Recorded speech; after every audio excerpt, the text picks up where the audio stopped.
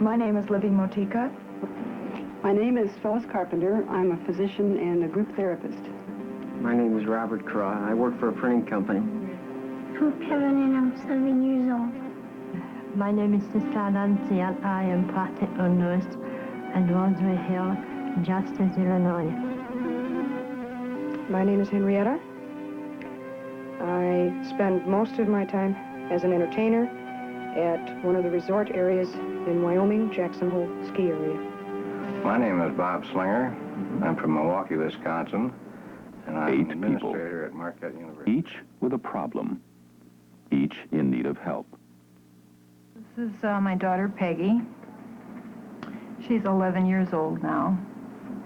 And she's had her prosthesis since she's about 2.5, I believe. And the operation itself, she had when she was 15 months old. It was a type of cancer that affects children. And it was a cancer, a tumor in the orbit of the eye. Well, there was a constant aching in my jaws, which was, I suppose, just a lot of tension, and corresponding headaches all around through here. And I suppose it was just an effort to try and get my teeth together. The surfaces of my teeth were not coming together right, and therefore my bite just wasn't functioning. Well, I was about 18 at the time. They told my parents that I had a tumor and I needed surgery, radiation and surgery. Well, for a number of years, I'd been having some periodontal problems. However, one day I was stricken with severe pain in the upper areas of my jaw and also in the lower jaw area. When Kevin was 2.5 years old, our medical doctors informed us that he would have no teeth whatsoever. Shortly after, at age 3, he was fitted with his first set of dentures. Well, I was afraid to talk to people, so they would make fun of me. My problem was cleft palate.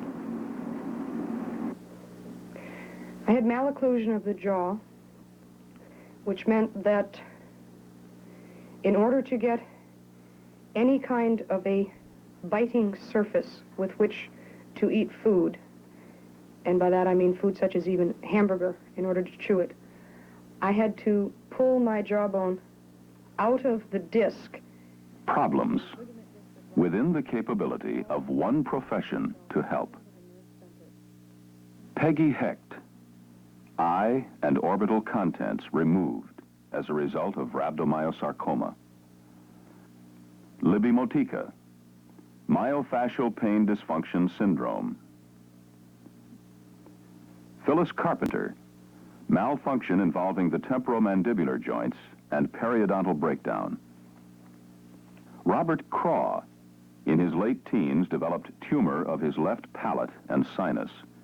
Diagnosis was squamous cell carcinoma.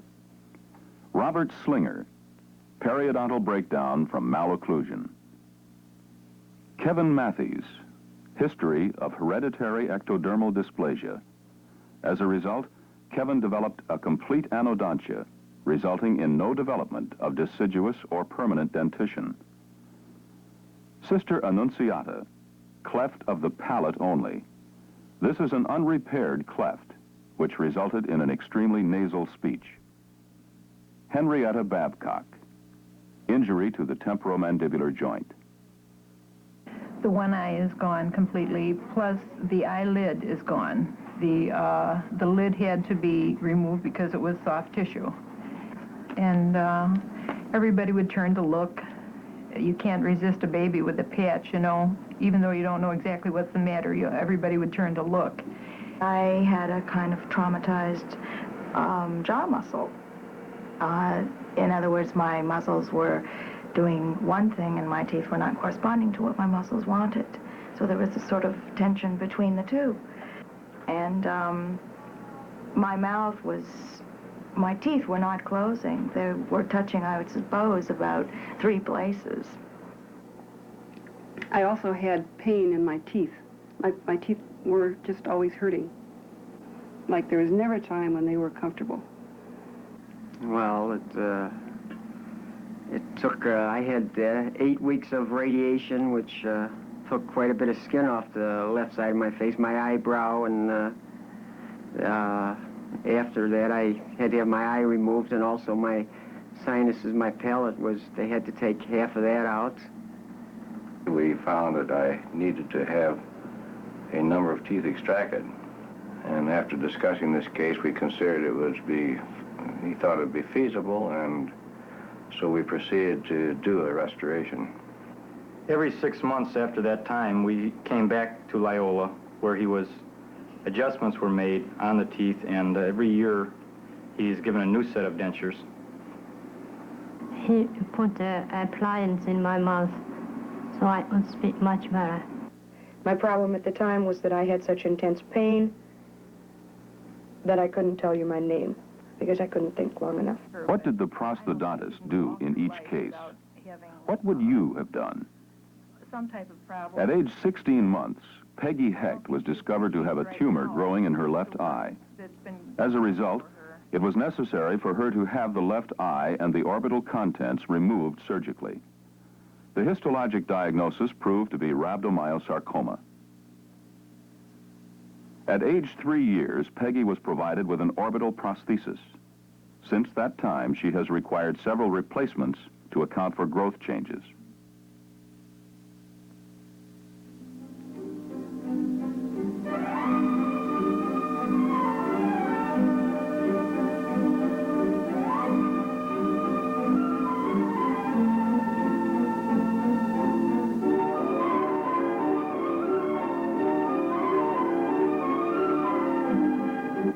Phyllis Carpenter had lost the lower left second molar prior to her initial visit, and consequently damaged the antagonist, the upper left second molar. The remaining teeth were loose. Judging from the clinical evaluation of her mouth, the subsequent loss of the remaining teeth was inevitable. The pantographic registration revealed a most unusual Bennett side shift on the left side. The second molar teeth on the left side were apparently in direct conflict with the side shift, judging from the excessive wear on the remaining upper left second molar.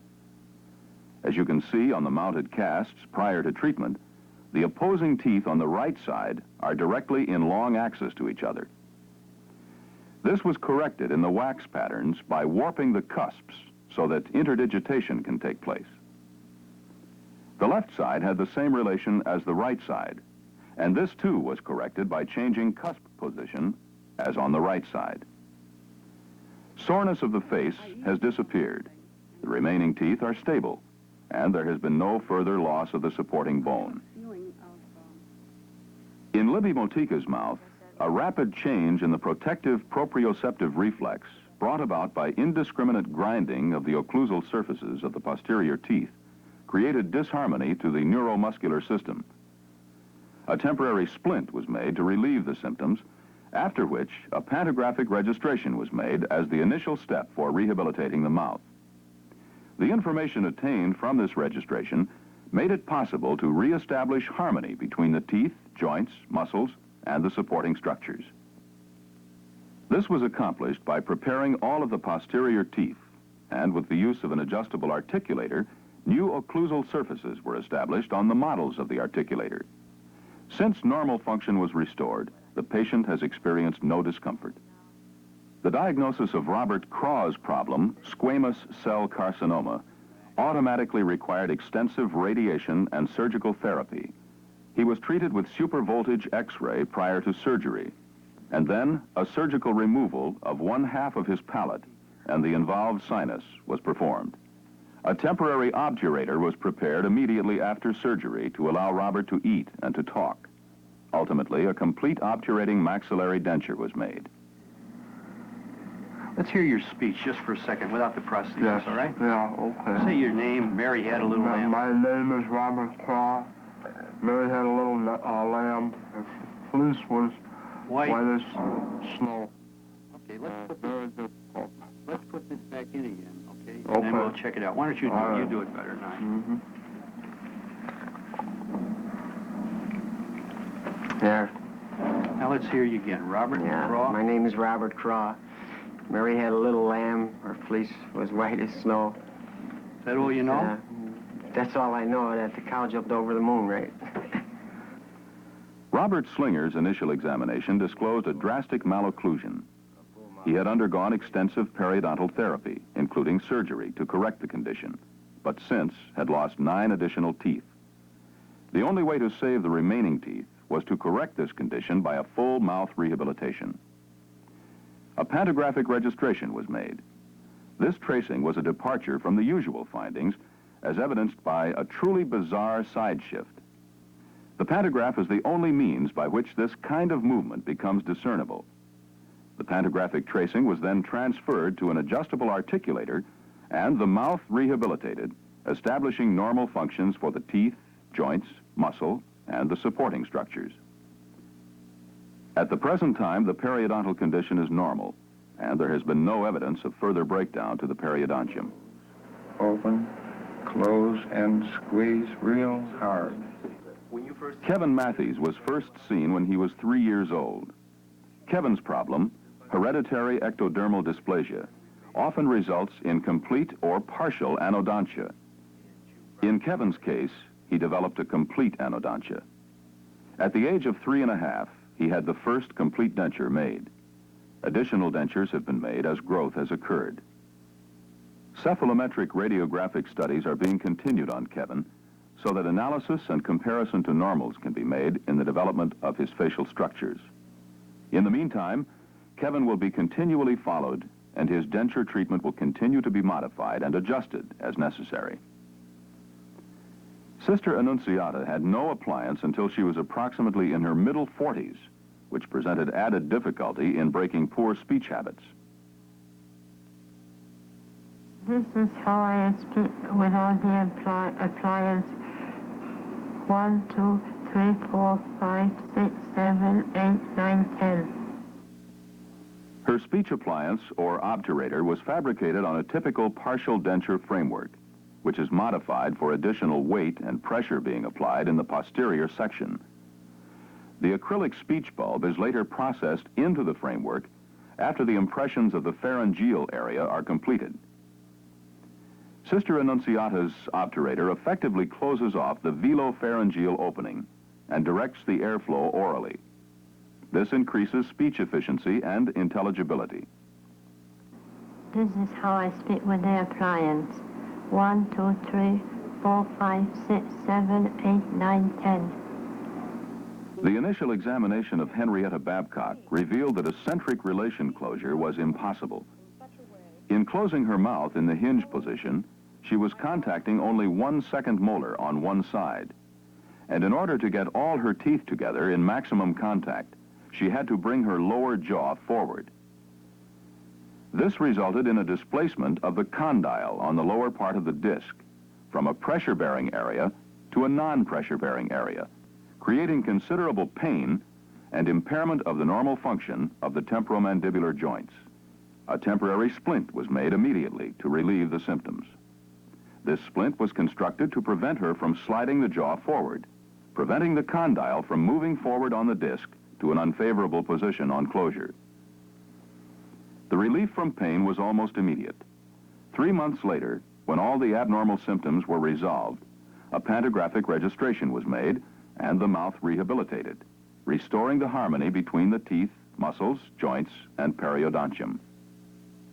What has the work of the prosthodontist meant to these people? The best thing that ever happened to Peggy after her operation was coming here and finding out that there was something that could be put in this blank space. And her first prosthesis, there's just nothing greater that could have happened. I can be sure that in 25 years I will still have my teeth. That the malocclusion of before would have necessarily resulted in complete dissolution of bone, but now I'm very confident that I will have my same teeth in old age, and that's a very good feeling.